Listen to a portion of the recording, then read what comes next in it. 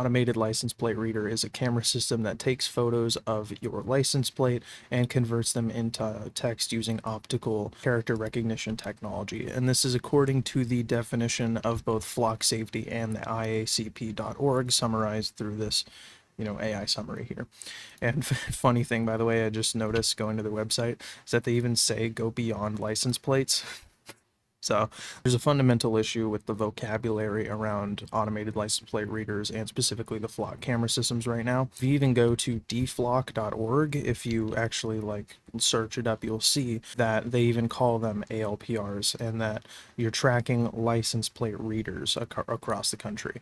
So here's the thing, automated license plate reader camera systems have been around since 1976, and in 1981 the first successful arrest using ALPRs occurred, and in the 1990s there were advancements leading to mobile ALPR systems enhancing their usability, and in the early 2000s that's when they became more widespread with applications around various sectors beyond law enforcement. So, and when people are talking about the flock camera systems, you're talking about something fundamentally different than what an ALPR actually is.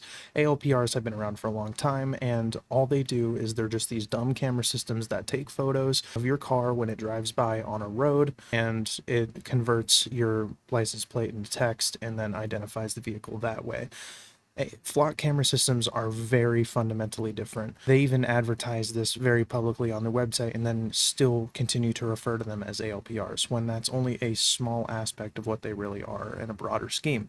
So, for example, flock camera systems identify specific key details about your vehicle beyond the license plate. They even said that on their own website there, that they go beyond just license plates. They look for little dents maybe in your vehicle or bumper stickers or any specific details like that, maybe a car modification. They compile this into a fingerprint basically for your vehicle, and then they store that in their database, and then police or whoever else can look up not even the license plate. They can look up just red car at 4:30 p.m. that drove through or whatever, or from this time to this time, red vehicles that passed through or whatever, right? And everything we've been talking about so far implies that we're only tracking vehicles. Flock cameras go beyond just tracking vehicles, and there's actually many cases of this that are verifiable out there. I want you to take a look at this. So this is just an ordinary tennis court in a neighborhood, right? As far as I'm aware, these are not actual roads. These are just trails and that, people walk on, right? And that's a playground right there. Nothing too out of the ordinary. This looks pretty standard and average, right? Here's this line of buildings here and this line of buildings here. That's relevant. So this camera is right here as far as I'm aware, and it's pointing towards the tennis court, as you can see right here. This camera is clearly pointing towards the tennis court. Where are the license plates in a public park tennis court for this neighborhood, where there's not going to be any vehicles driving through with license plates in a tennis court, right? And so it begs the question, why is a license plate reader, quote unquote automated license plate reader, why is it looking at just people playing tennis? And if you even look right here, it shows, and you can see the line of buildings right here, the line of buildings right here. I guess technically behind this line of buildings, there's a little bit of road here that it might be able to see just a bit, but for the most part, this is just path and trail and a tennis court. So why is there an ALPR there, if we're using that term? So another thing that bothers me quite a bit is this scenario that happened not too long ago, where a flock vice president logged into the Dunwoody PD's flock system and looked at a camera in a children's gymnastics room of a private community center in Dunwoody. So he didn't look at any other cameras in the entire 400 camera network that day.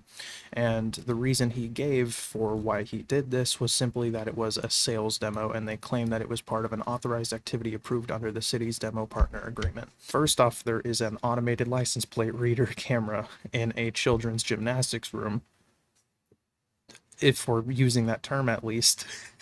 Second off, that it can be just accessed at any time for any reason, really, by just the flock vice president or whoever else for just a sales demo or whatever. And your kids in the gym, in a private gym, in a community center, where you believe that your children are safe and just able to be kids, could be being looked at any time by just any executive or whatever else. That is not an ALPR. And I even want to call out DFlock right here because I have a specific problem. I really like what these guys are doing, but I have a problem with them, and it's that they keep talking about ALPRs. These are not ALPRs.